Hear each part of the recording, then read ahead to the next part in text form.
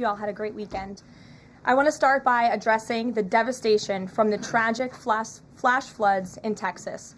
Moments ago, the Department of Homeland Security provided an update that 91 innocent souls have now perished. Everyone here at the White House, including the President of the United States, is praying for the victims' families and friends during this unimaginable time. President Trump swiftly signed a major disaster declaration for Kerr County, Texas, to ensure our heroic first responders have every resource they need in the relief and recovery efforts. Secretary of Homeland Security Kristi Noem traveled to Texas over the weekend, and the entire Trump administration is working hand in glove with state and local officials to provide every assistance available. The situation on the ground remains dangerous, and there could be additional public safety threats with potential incoming heavy rain, so we encourage everyone in the area to remain vigilant, listen to all warnings, and respond accordingly.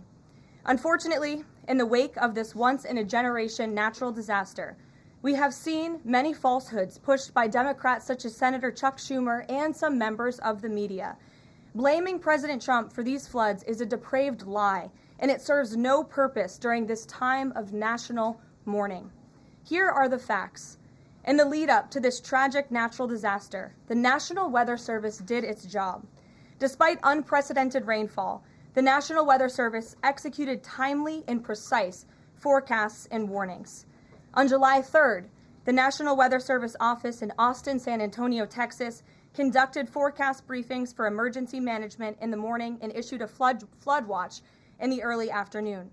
Flash flood warnings were also issued on the night of July 3rd and in the early morning of July 4th, giving preliminary lead times of more than 3 hours before flash flooding conditions occurred. And the National Weather Service office in New Braunfels, which delivers forecasts for Austin, San Antonio, and the surrounding areas, had extra staff on duty during the storms, despite claims of the contrary. So to any person who has deliberately lied about these facts surrounding this catastrophic event, you should be deeply ashamed. At this time, the administration's focus will be giving the victims and their communities the support they deserve during these recovery efforts in this tragic time. May God bless the great people of Texas, especially the parents who have lost their children. President Trump loves you. We are praying for you, and he will be traveling to see you later this week. Moving along to some further scheduling announcements. Tonight, President Trump will host the Prime Minister of Israel, Benjamin Netanyahu, for dinner, where they will discuss the positive developments taking place in the Middle East region. Tomorrow, the President will host his 6th cabinet meeting of his second term. Many of you will be invited to cover that. And on Wednesday, the President will host leaders from 5 African nations for lunch in the state dining room. In other news, after the historic signing on the South Lawn of the White House on the 4th of July, President Trump's One Big Beautiful Bill is now the law of the land. Republicans in Congress met the once-in-a-generation moment and codified the Make America Great Again agenda into law. After this monumental achievement, no other president in modern history has worked harder and faster to fulfill their campaign promises than Donald Trump. The One Big Beautiful Bill will get the United States of America firing again on all cylinders. It's safe to say that over the past few weeks, the president has delivered on many, many wins. For the 4th month in a row, jobs numbers beat market expectations with nearly 150,000 good jobs created in the month of June. The American economy has now added nearly 700,000 jobs since January 2025, with American-born workers accounting for all job gains. President Trump drove illegal border crossings to another historic low in the month of June, and Border Patrol once again released 0 illegal aliens into our country. The Supreme Court stopped activist judges from imposing nationwide injunctions and cleared the way for President Trump to carry out his popular and common sense agenda. The University of Pennsylvania agreed to all of the Trump administration's demands and will now keep men out of women's sports. President Trump secured a trade deal with Vietnam, giving the United States total access to their markets. Because of President Trump's unleashing American energy dominance, gas prices are at 4-year lows. And when adjusted for inflation, gas prices are near the lowest levels we've seen in the last 20 years. NATO members agreed to raise defense spending to 5% of GDP, a foreign policy feat long thought impossible until President Trump made it happen. The Operation Midnight Hammer obliterated Iran's nuclear capabilities, taking out this imminent national security threat not just to the United States, but to the entire world.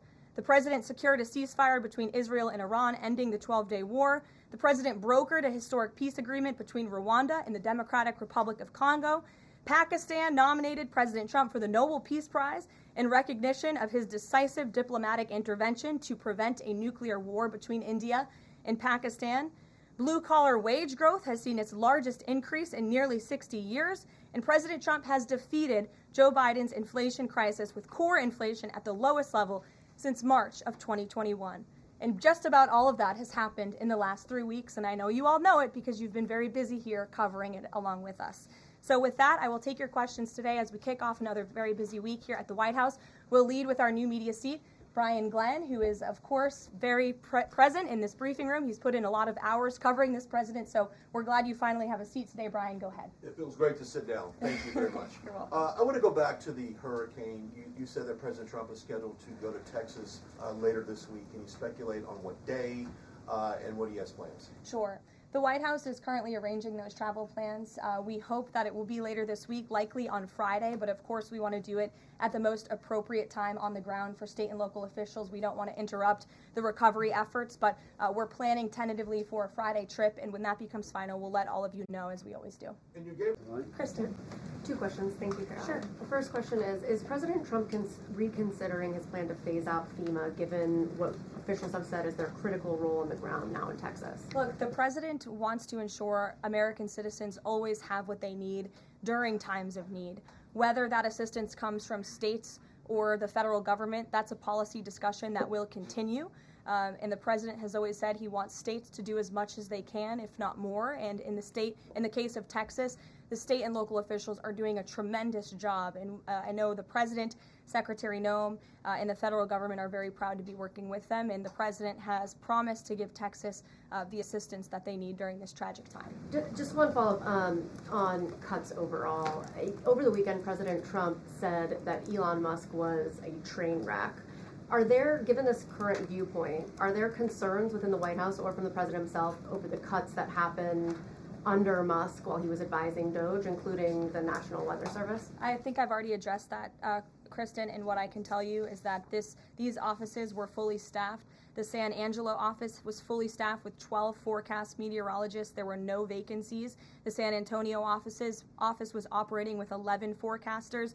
And as Brian said, the union themselves said that there was adequate staffing. So I think those words speak for themselves and the numbers speak for themselves. This was a once-in-a-century flash flood, a tragic natural disaster, and the administration is doing all that we can on the ground to help these families during this time of need. Jeff.